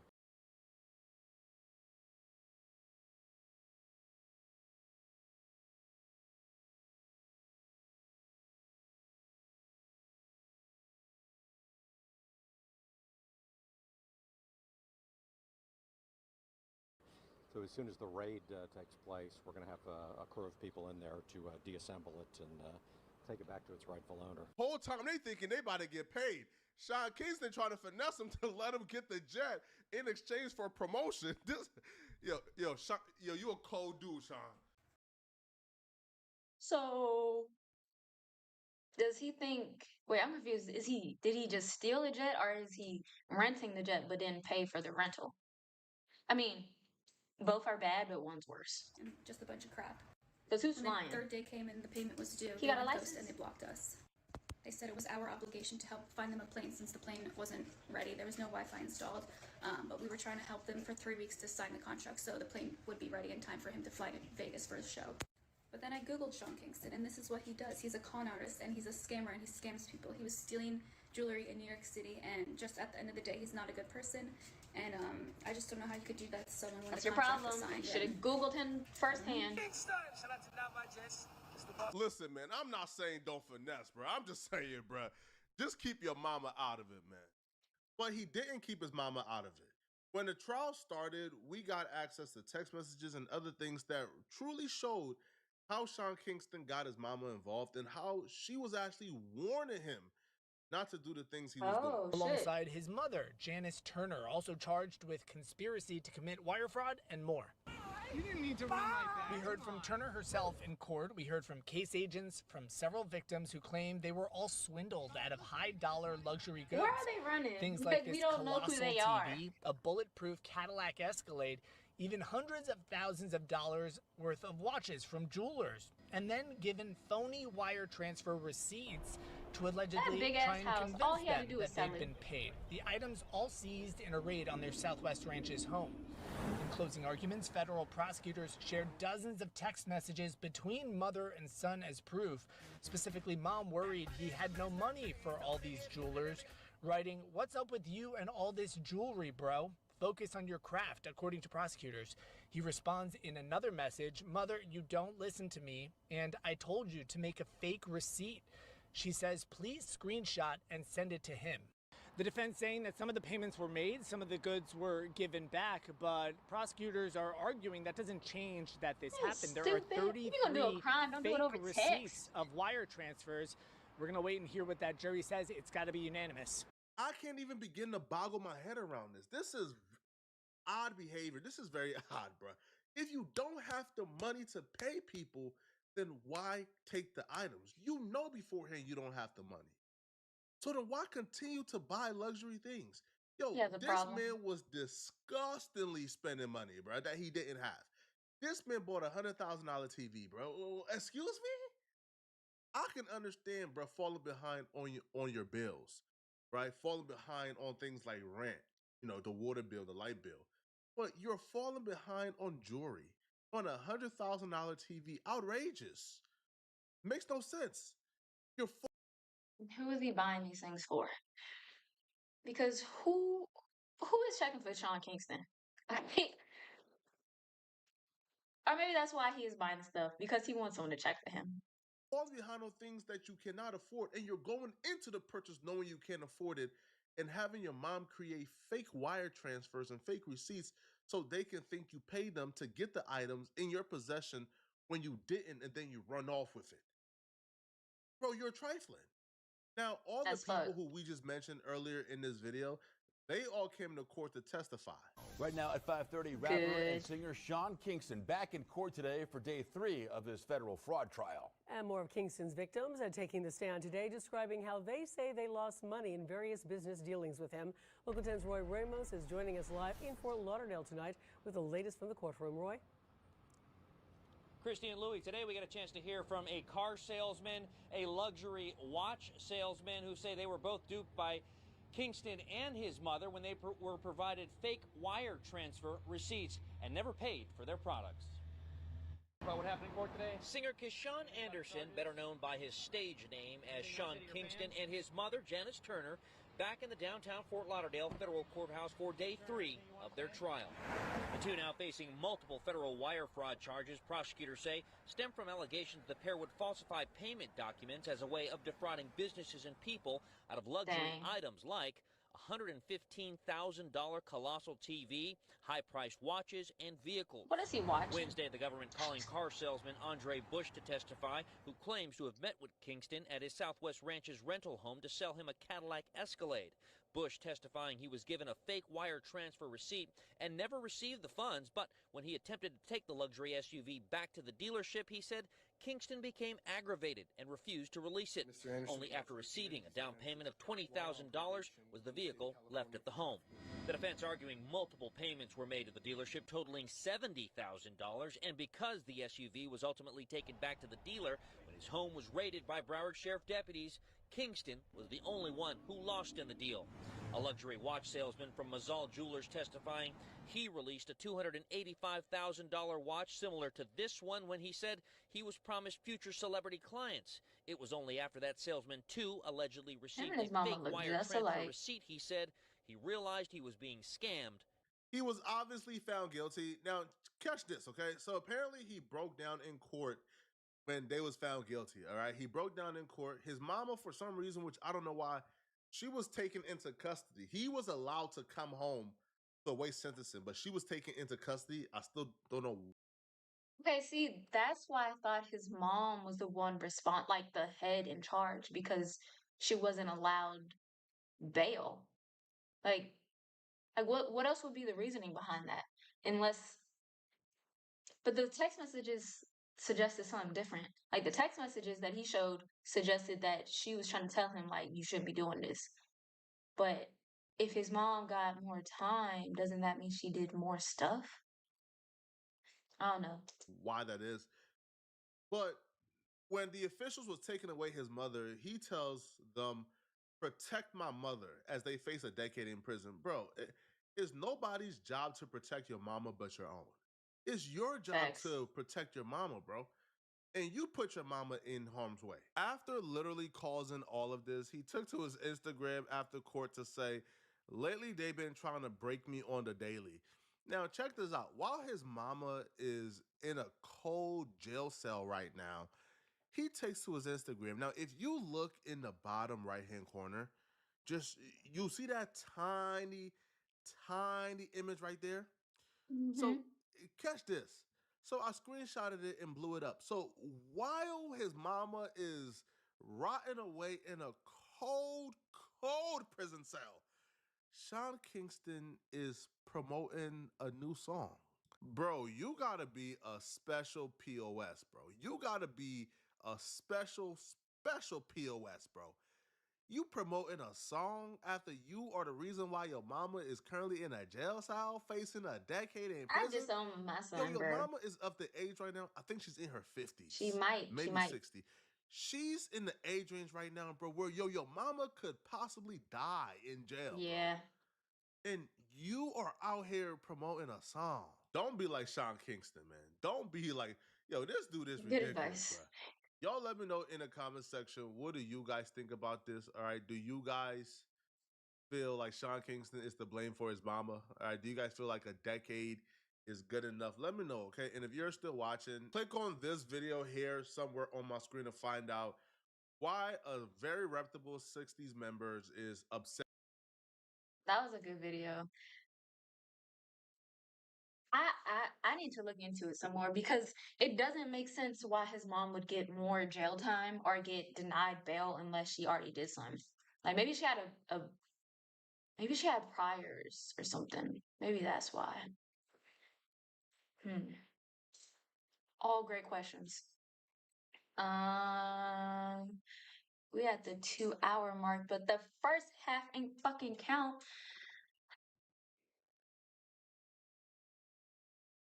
That really made me mad, bro.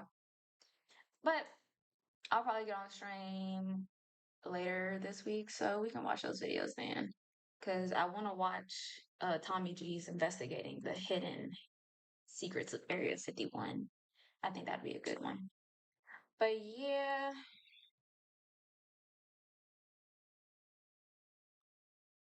Oh, and then I'll tell nah, I already talked about it. I'm done today. But y'all can follow me on YouTube, on here. No, go ahead and click follow. I'm trying to get up to 50. Honestly, the goal by what's this month? January, February, March, April, May. April, so May to have 50, end of May.